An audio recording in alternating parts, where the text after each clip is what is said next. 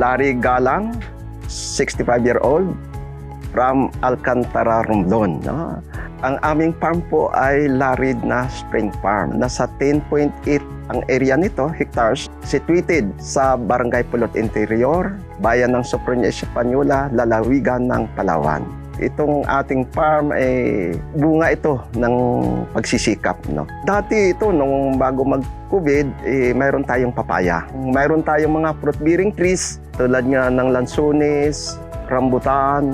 Kaya lamang, minsan nang mamunga sa loob ng isang taon. So kung profit ang pag-uusapan, hindi talaga siya lubos na nagpo-provide ng financial kita. So itong nyug, monthly po tayo nag-harvest. At tayo rin po ay accredited na ng PCA as seedlings and seed nut producer. Lalo na taga-Espanyola sa aking bayan kasi may commitment tayo na gusto natin mapalaganap itong na ito. Harinawa, sa ganitong layunin, sa ganitong pangarap, ay makikilala ang bayan natin bilang buko kapital ng lalawigang Palawan. Dito sa farm natin, mayroon tayong iba't ibang variety ng nyug, tulad ng mga tall varieties na iilan. Mas majority talaga yung dwarf variety, yung Galas Green Dwarf na tinatawag gold. No? Umabot ng 106,000 plus ang ating expenses, considering na andyan na introduce yung perimeter fence, labor, materials, pero mayroon naman tayong gross sales na 556,000. So kung ibawas natin yung expenses natin, more or less, may mga 400 plus na tayo in the span of 2 years lang. Doon sa ng climate change threat, siyempre pabagbago ang panahon, ang talaga diyan, para sa amin ay yung tamang pag-aabono. Kasi healthy plants ang ating pinoproduce. Yung first line of defense kailangan lang malusog. Yung height nila, hindi naman talaga prone to lodging. Mababa nga naman sila. So yun po ang isang nakikita natin na advantage ng ating nagawa. Ito po sir, na-discover natin, introduced actually ni Deputy Administrator Ramon Rivera. Nung time na yon, naging resource person siya sa programa ni Ginoong Louie Tabing sa DCMM. Siya ang resource person na nagbanggit yung mga dwarf, iba't ibang variety. So siya po talaga ang aming mentor na nag-guide sa atin. Doon sa galas na yon, na nirecommend niya, yun po ang naging resulta na pinagsikapan natin na ma-acquire sa Zamboanga del Norte na kung saan mayroong available. Bagamat assisted tayo ng mga tao na ini-employ, pero hands-on kasi kami talaga. Gusto natin i-assure yung mga willing na mag-acquire sa atin ng similya ay maibigay natin yung tamang quality.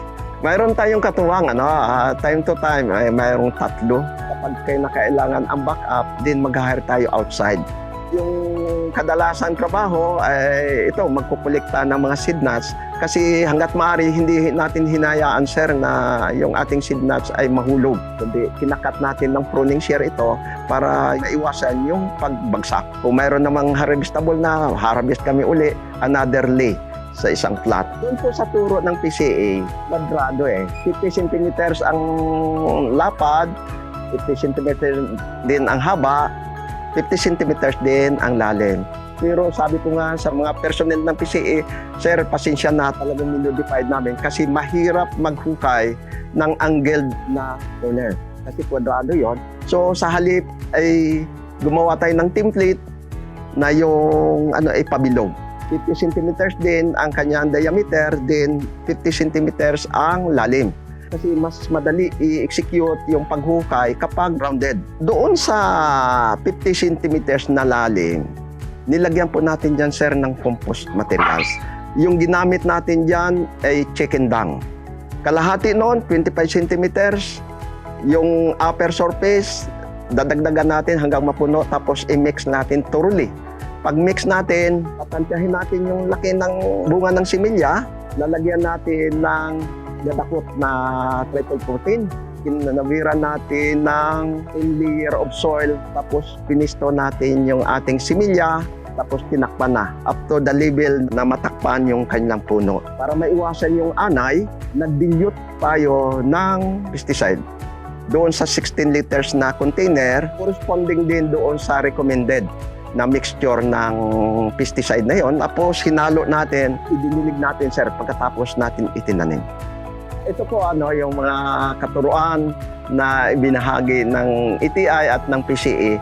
Dahil kami ay accredited seedling at seedlot producer, in-encourage kami ng taga-PCA na mag-attend ng isang seminar na tungkol sa nursery management na sponsored by Agricultural Training Institute. Ang mga speakers galing sa PCA collaboratively.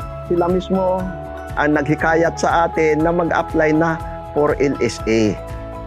Sila ang naging guide natin, sila ang talagang nag-motivate na gawin natin.